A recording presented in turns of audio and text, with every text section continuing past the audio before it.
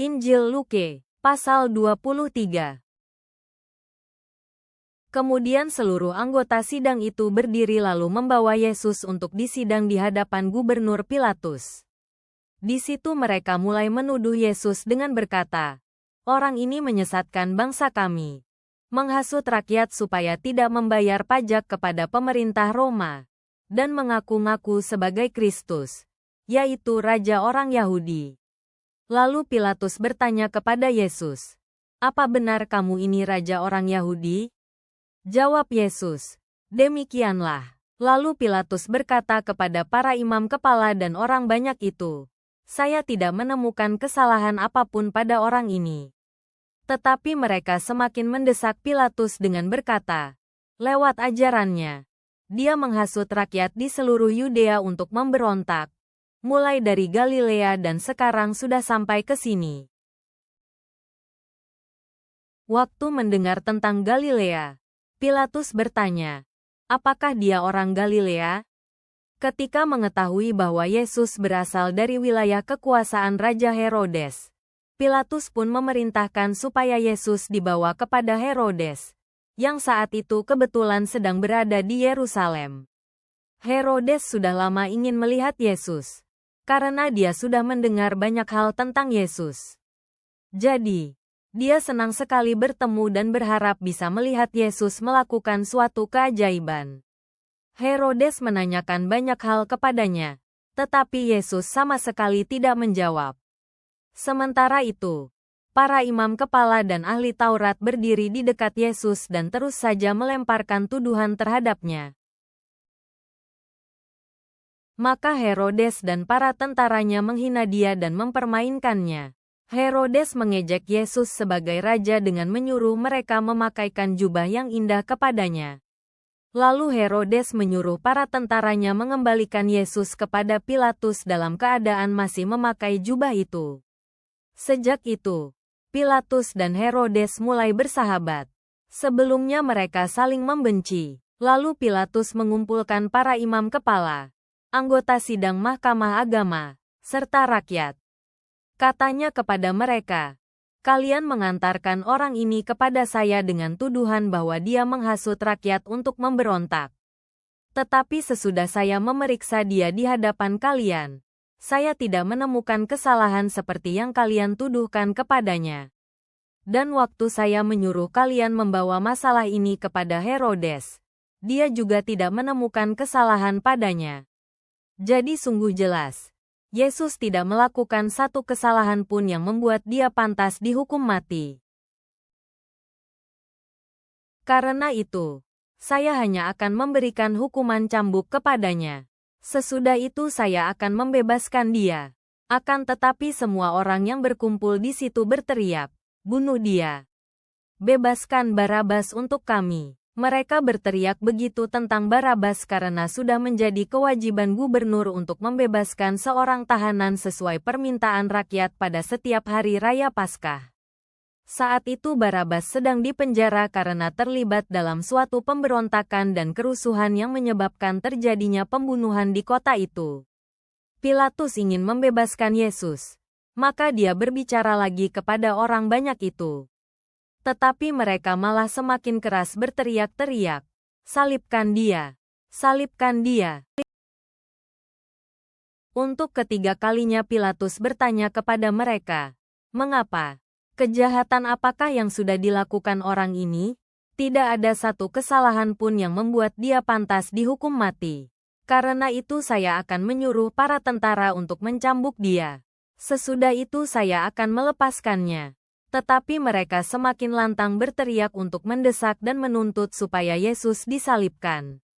Akhirnya suara keras orang banyak bersama imam-imam kepala berhasil mengalahkan kemauan Pilatus.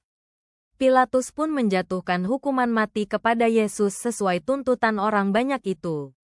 Keputusannya memang tidak adil, karena hanya berdasarkan tuntutan suara terbanyak dia membebaskan Barabas dari penjara. Padahal dia jelas-jelas bersalah karena terlibat dalam pemberontakan dan pembunuhan. Sedangkan Yesus yang tidak bersalah justru diserahkannya untuk mereka perlakukan sewenang-wenang. Sesudah Yesus dicambuki, Tentara-tentara Romawi menggiring dia keluar dari kota Yerusalem. Yesus memikul sendiri kayu salibnya. Tetapi ketika tentara-tentara itu melihat seseorang bernama Simon, yang berasal dari kota Kirene dan kebetulan sedang berjalan masuk ke Yerusalem, mereka memaksa dia untuk memikul salib Yesus itu dengan berjalan di belakangnya. Banyak sekali orang mengikuti Yesus, termasuk para perempuan yang menangisi dan meratapi penderitaannya.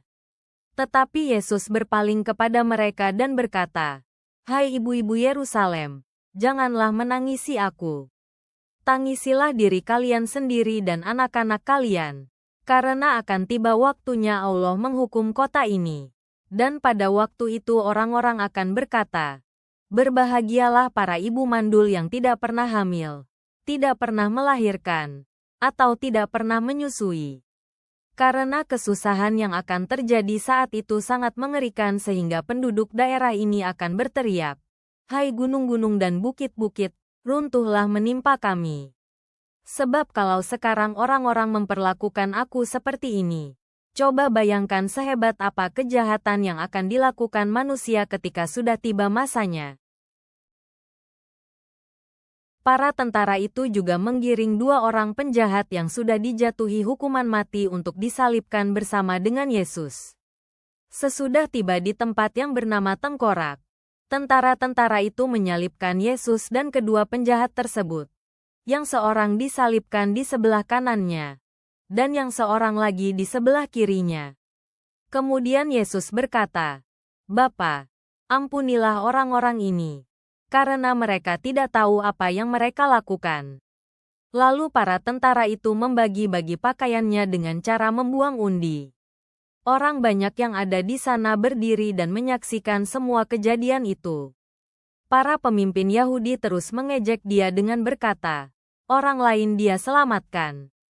Biarlah sekarang dia menyelamatkan dirinya sendiri kalau memang benar dia Kristus yang dipilih dan diutus oleh Allah." Para tentara juga mengolok-olok dia. Beberapa kali mereka mendekatinya dan menawarkan anggur asam kepadanya, dengan berkata, "Kalau benar kamu ini raja orang Yahudi, selamatkanlah dirimu." Pada bagian atas salib Yesus, yaitu di atas kepalanya, terpasang papan yang bertuliskan, "Inilah Raja orang Yahudi," yang ditulis dalam bahasa Yunani, Latin, dan Ibrani. Salah satu penjahat yang disalibkan bersama Yesus juga mulai menghina dia dengan berkata, "Hei, kamu ini Kristus, bukan? Selamatkanlah dirimu dan kami juga." Namun penjahat yang satu lagi menegur dia, "Jangan berkata begitu. Apa kamu tidak takut kepada Allah? Lihat, kita bertiga ini sama-sama dihukum mati. Tetapi hanya kamu dan aku yang pantas menerima hukuman ini karena kita memang berbuat jahat. Sedangkan Yesus itu sama sekali tidak bersalah." Lalu dia berkata kepada Yesus, "Ya Tuhan, tolong ingat saya ketika Engkau sudah memerintah sebagai Raja." Yesus menjawabnya, "Sesungguhnya aku menegaskan kepadamu, hari ini juga kamu akan bersama dengan aku di Firdaus."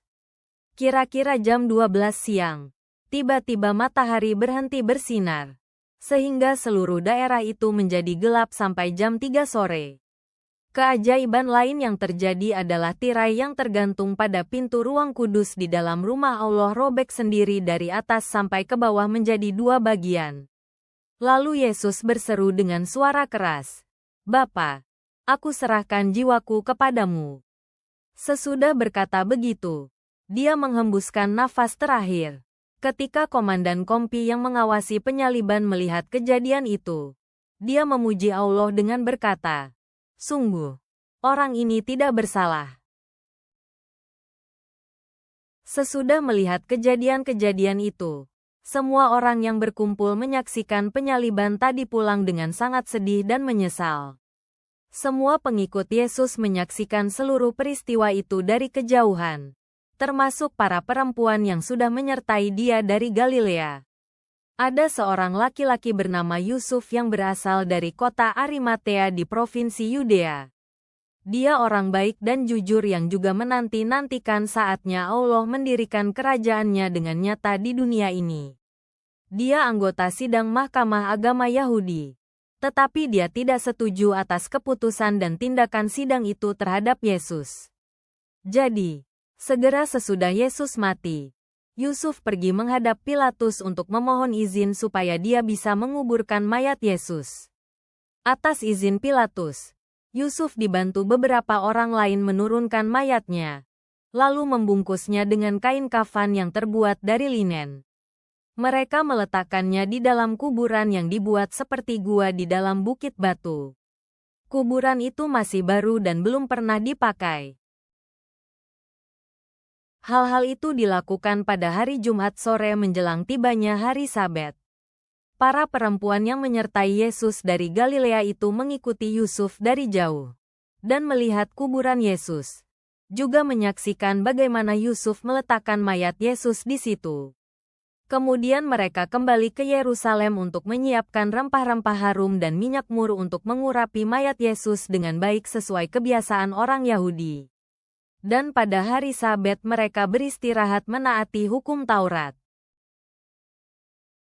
Tuhan, yang disalibkan tanpa dosa namun penuh pengampunan, menjadi perantara bagi mereka yang dituduh secara tidak adil dalam sistem keadilan. Janji surga kepada penjahat disalib. Berikanlah keselamatan kepada mereka yang bertobat saat ini. Bersedihlah bersama para wanita di salib penderitaan. Serahkanlah roh kami ke dalam tangan-Mu. Segala kemuliaan bagi-Mu, sekarang dan selamanya. Amin.